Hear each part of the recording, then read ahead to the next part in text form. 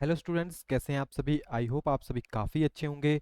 बहुत अच्छे तरीके से जो है आपके अपने एग्ज़ाम्स, जैसे आपके एचपी टैट आ रहे हैं एंड जो टीजीटी के करंटली जल्दी ही आपको विद इन 5 to 6 मंथ आपको एग्ज़ाम देखने को मिलेंगे। तो उन सब की तैयारी आपकी बहुत अच्छे तरीके से चली होगी। एंड जैसा कि आपको पता है, टैट के एग्ज़ाम अभी आपके पास शुरू हो रहे हैं 18 से। आज 12 तारीख हो चुकी है।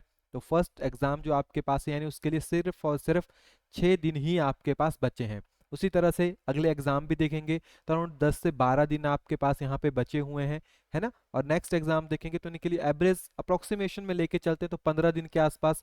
और ज़्यादा से ज़्यादा जो 2 तारीख को आपके पास है, उसमें 20 दिन के अराउंड आपके पास बचे हुए हैं। यानी आप ऐसा मान के चलिए एक एवरेज वे में कि अब जो है सभी स्टूडेंट्स के जो तैयारी है वो कंप्लीट हो चुकी होगी। एंड आपके पास काफ़ी गोल्डन अपॉर्चुनिटी है। कारण क्या है कि आपके पास कमीशंस आने वाले हैं। चाहे थोड़ा लेट आएंगे लेकिन आ जाएंगे। इट मीन्स जो स्टूडेंट्स इस टाइम अपना टैट निकाल लेगा वो अब जो है कमीशंस में बैठ सकता है, क्योंकि आपके पास एग्जाम जब आएंगे तो उस टाइम तक आपका टैट का रिजल्ट हो गया या आपका टैट एग्जाम हो चुका होगा। तो डेट तो उसी दिन की आती है, जैसे आपने अगर जुलाई का क्लियर किया है तो कोई इशू आपके पास नहीं आएगा। तो यहाँ से आप शेड्यूल देख सकते हैं। ऑलरेडी सारा का सारा शेड्यूल अभी सेम ही है, कोई भी नोटिफिकेशन आपके पास न्यू नहीं है। एंड जो आपके पास एडमिट कार्ड है वो 4 दिन पहले आपको देखने को मिलेंगे। आज हम बात करेंगे कि किस तरह की स्ट्रैटेजी आपकी रहनी चाहिए अगर आप जो है अपने सिलेबस को पढ़ चुके हैं। और ये श्योरिटी है कि अभी तक मैक्सिमम जो बच्चे एक जेन्युइन वे में तैयारी कर रहे होंगे उन्होंने पूरा का पूरा सिलेबस खत्म कर दिया होगा। और ये कंपलसरी भी है, अगर आपका सिलेबस खत्म नहीं हुआ है तो उसको विद इन 1 and 2 डेज में फिनिश कीजिए, क्योंकि इतना ज़्यादा सिलेबस नहीं होता है। अगर आप बहुत ज़्यादा तैयारी नहीं करोगे और अपने सिलेबस को अभी तक आपने खत्म नहीं किया होगा तो आपकी पॉसिबिलिटी कम हो जाएगी टेस्ट को क्लियर करने की। और ये बहुत अच्छी अपॉर्चुनिटी है इस बार आपके पास। तो जैसे अगर हम कुछ एग्जांपल आपके पास लेके चलते हैं, सभी एग्जाम को आप साइमल्टेनियसली लेके चल सकते हैं, जिसमें आपके पास टीजीटी नॉन मेडिकल, एलटी हो गया, आपके पास टीजीटी आर्ट्स हो गया, टीजीटी मेडिकल हो गया। इन सभी की वैकेंसी जो है आपको एग्जाम्स में अभी करंटली जल्दी ही देखने को भी मिलेगी। जो आपका ट्रेंड ग्रेजुएट टीचर या जो टीजीटी का आपका पैटर्न होता है उसके अकॉर्डिंग। तो इट मीन्स टैट का एग्जाम कंपलसरी है। टैट के बिना पेपर देंगे तो आप एलिजिबल नहीं होंगे। तो इसीलिए किस तरह का आपका वे रहना चाहिए ताकि आप अपने एग्जाम में एक अच्छा वे कर सकें। देखिए, आपके पास 150 क्वेश्चंस आएंगे और 150 मिनट्स ही आपके पास होंगे, यानी हर एक क्वेश्चन को करने के लिए आपके पास 1 मिनट होता है। लेकिन जीके में तो ऐसा होगा ही नहीं, क्योंकि जीके के जो 30 क्वेश्चंस हैं अगर वो आपको आते हैं तो वो directly with in 10 to 15 minutes में कवर हो जाते हैं। क्योंकि ऐसा तो होगा नहीं कि अगर आपको क्वेश्चन नहीं आता तो आप उसको सॉल्व करोगे। लेकिन जहाँ पे आपकी कैलकुलेशंस की बात आती है वहाँ पे टाइम लगता है। फॉर एग्जाम्पल, अगर आपका मैथ सेक्शन हो गया, अदर सेक्शन हो गया, तो फर्स्टली ये चीज़ें कैसे आपकी इंप्रूव होती है जब आप एकदम फास्ट वे में आपका जितना ज़्यादा रिवीजन हुआ होता है ना, और जितनी आपकी प्रैक्टिस होती है उसके बेसिस के ऊपर आप आराम से जो है अपने टेस्ट को क्लियर कर सकते हो।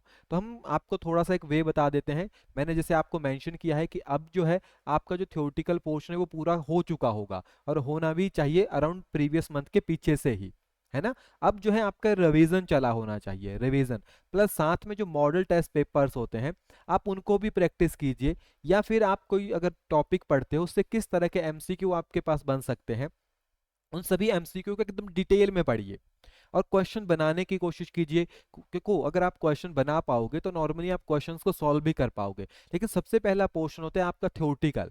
अगर आपने थ्योरिटी में, क्या सॉरी, जो थ्योरी आपने पढ़ी है, यानी थ्योरेटिकल वे में आपने हर एक चीज को कवर कर लिया है, जो भी आपके मेन मेन टॉपिक्स हैं और जो मेन नहीं है उनको भी, यानी आपने एक डीप स्टडी की हुई है। क्योंकि आपको नॉर्मली 82 या आपके पास 90 नंबर आपको चाहिए होते हैं, है ना। तो 90 आपको क्रॉस करना है तो बहुत बड़ा टास्क नहीं है। लेकिन वही बात है कि पेपर पैटर्न अगर हार्ड होगा तो आपकी तैयारी इतनी हो कि आप 90 तो क्रॉस कर जाएं और इजी हो जाएगा तो आप फिर आप 120 130 के अराउंड पहुंच जाएंगे। लेकिन कंडीशन वही होती है कि आपकी तैयारी कैसी है। 3 चीजें आपने हमेशा जो है किसी भी एग्जाम में इंपॉर्टेंट होती है। फर्स्ट होती है थ्योरी, सेकंड होता है उसका रिवीजन, और तीसरा होता है आपके पास जो आपके एमसीक्यू हो गए या आपके मॉडल टेस्ट पेपर हो गए। इन्हीं में देखो, एमसीक्यू, मॉडल टेस्ट पेपर और प्रीवियस ईयर के क्वेश्चंस, ये तीनों चीजें इसी के अंडर इंक्लूड हो जाती है, ठीक है। रिवीजन में आपकी प्रैक्टिस भी आती है, और रिवीजन 3 से 4 बार हो चुका हो तो बहुत अच्छी बात होती है। अब आप देख लीजिए कि आपका कितना टाइम रिवीजन हो चुका है, क्या आपने थ्योरी ही पढ़ी है। अगर कुछ बच्चे क्या करते हैं, सिर्फ क्वेश्चंस पढ़ते हैं, यानी इनको पढ़ेंगे थर्ड पोर्शन को और चले जाएंगे, बहुत मुश्किल होता है। आप ऐसा मान लो बहुत मुश्किल होता है आपको किसी भी टेस्ट को क्लियर करना।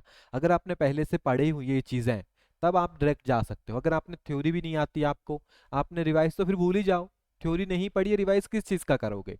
तो आप डायरेक्टली अगर क्वेश्चंस में जा रहे हैं तो पॉसिबिलिटी नहीं होती। देखो हमेशा रियलिटी में रहिए, है ना। खुद के ऊपर डिफेंस मैकेनिज्म लगाने का कोई बेनिफिट नहीं है। डिफेंस मैकेनिज्म तब लगाइए जब आपने तैयारी भी की है, बाई चांस नहीं हुआ आपका, तब आप डिफेंस मैकेनिज्म यूज कर सकते हो। लेकिन आपने सिर्फ एमसीक्यू पढ़े हैं, फिर भी आप एग्जाम देते हो और कहते हो कि जी हमारा क्लियर नहीं हो रहा है, तो आप वहां पे डिफेंस मैकेनिज्म लगा देते हो कि पेपर टफ आया था, इस टाइप के क्वेश्चन कभी नहीं पूछे गए थे, है ना। तो ये तीनों चीजें कंपलसरी होती है, जिन्होंने इन तीनों चीजों को कवर किया होता है वो आराम से इसको कवर कर लेते हैं, ठीक है। देखो थ्योरी के लिए मिनिमम कम से कम 20 से 25 दिन लगते हैं खत्म करने के लिए, अगर आप उसको फर्स्ट टाइम ना पढ़ रहे हो।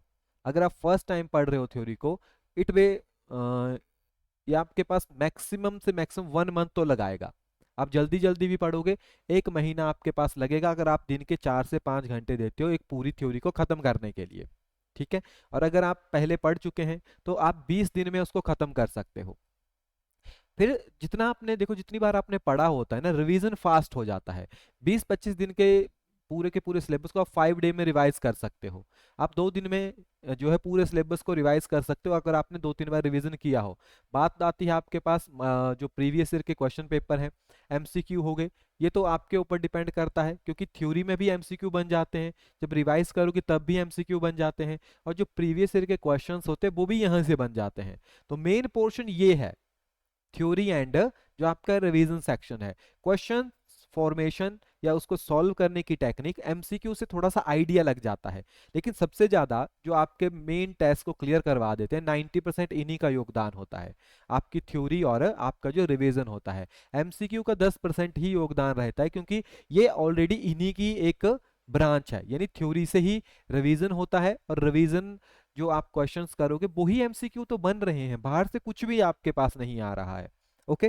और आप हमें कमेंट करके बता सकते हैं कि अगर आपको किसी पर्टिकुलर टॉपिक, जैसे आपके पास मैथ्स हो गया, है ना, मैथ्स आपके पास हो गया, फिर आपके पास सब एचपी जीके हो गया, आपके पास इंडियन जीके हो गया, एंड साइकोलॉजी आपके पास हो गई, एंड पेडागोजी आपके पास हो गई, आपके पास फिजिक्स एंड केमिस्ट्री। इन टॉपिक से रिगार्डिंग अगर आप चाहते हो कि कोई टॉपिक या एमसीक्यू आपको प्रोवाइड करवाए जाएं, तो ऑलरेडी अगर आप देखोगे पहले से भी प्रेजेंट है, अगर आप चाहते हो तो हम आपको उनसे अलावा क्वेश्चंस प्रेजेंट करवा देंगे। बाकी आप वीआर एकेडमी की एप्लीकेशन में जाइए, वहाँ पे फ्री टेस्ट आपके पास है, 1-2 दिन में आपको एक टेस्ट हम देंगे, उसकी हेल्प से आप चेक कर सकते हो कि कितना आपको आता है, कितना आपको नहीं आता है ना। तो एक टेस्ट भी हम आपको देंगे जिसमें 150 क्वेश्चंस होंगे, 150 मिनट से आपको दी जाएंगे, सिंगल अटेम्प्ट होगा। तो मैं आपको मेंशन कर दूंगा नेक्स्ट कम्युनिटी टैब में ही कि कब जैसे आपका वो टेस्ट होगा, तो उसके अकॉर्डिंग आप फिर ज्वाइन कर सकते हो। ओके। तो लास्ट 10 डेज में सिर्फ और सिर्फ आपका रिवीजन होना चाहिए, ठीक है।